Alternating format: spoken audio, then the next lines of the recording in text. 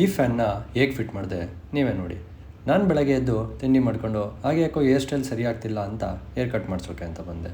Hair cut ಮಾಡಿಸಿ ಸೆಟ್ಟೆಲ್ಲ ಮಾಡಿಸಿದ್ಮೇಲೆ outlook ಈ ರೀತಿ ಇದೆ. ಔಟ್ ಆಫ್ 10 ಹೇರ್ ಸ್ಟೈಲ್ ಹೇಗಿದೆ ಅಂತ ಕಮೆಂಟ್ ಮಾಡಿ. ಬಿಸಿಲಲ್ಲಿ ಒಂದು ಕೋಲ್ಡ್ ಲಸ್ಸಿ ಕುಡ್ಕೊಂಡು ಸೀದಾ ನಾವು ಬಂದಿದ್ದೆ ಡೈಲಿ ರೋಡ್ಸ್ ಕಡೆಗೆ. ಅಲ್ಲಿ ಹೊಸ ಫ್ಲೇವರ್ ಐಸ್ ಕ್ರೀಮ್ ಎಲ್ಲ ತಿನ್ಕೊಂಡು ನೆಕ್ಸ್ಟ್ ಹಾಗೆ ಫ್ರೈಸ್ ತಿನ್ಕೊಂಡು ಊಟಕ್ಕೆ ಅಂತ ರಘು ದೀಕ್ಷಿತಲ್ಲಿ ಎಗ್ ರೈಸ್ ತಿನ್ಕೊಂಡು ರೂಮ್ಗೆ ಬಂದು ನನ್ನ ಫ್ಯಾನ್ನ ಚೇಂಜ್ ಮಾಡೋಕ್ಕೆ ಅಂತ ಸ್ಟಾರ್ಟ್ ಮಾಡಿದ್ವಿ. ಓಲ್ಡ್ ಫ್ಯಾನ್ ಸ್ವಲ್ಪ ಹೊತ್ತು ಓಡಿ ನಿಲ್ತಾ ಇತ್ತು. ಈ ಸೆಕೆಯಲ್ಲಿ ಫ್ಯಾನ್ ಇಲ್ಲ ಅಂದರೆ ಹೇಗಿರೋದು ನೀವು ಹೇಳಿ.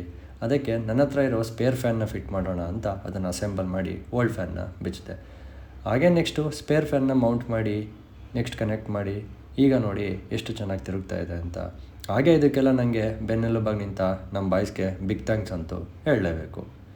ಇನ್ಮೇಲೆ ಈ ಸೆಕೆಯಲ್ಲಿ ಫ್ಯಾನ್ ಹಾಕ್ಕೊಂಡು ನೆಮ್ಮದಿಯಾಗಿ ಮಲಗ್ಬೋದು. ಹಾಗೆ ಓಲ್ಡ್ ಫ್ಯಾನ್ನ ಬಿಚ್ಚಿಟ್ಟು ಫುಡ್ ಕೋರ್ಟ್ ಕಡೆ ಬಂದ್ವಿ. ನೆಕ್ಸ್ಟ್ ಹಾಗೆ ಸ್ಟೇಡಿಯಮಲ್ಲಿ ಒಂದು ರೌಂಡ್ ಹಾಕ್ಕೊಂಡು ಇಲ್ಲಿದ್ದ ನಾಯಿ ಮರಿನ ಮಾತಾಡಿಸ್ತಾಯಿದ್ವಿ.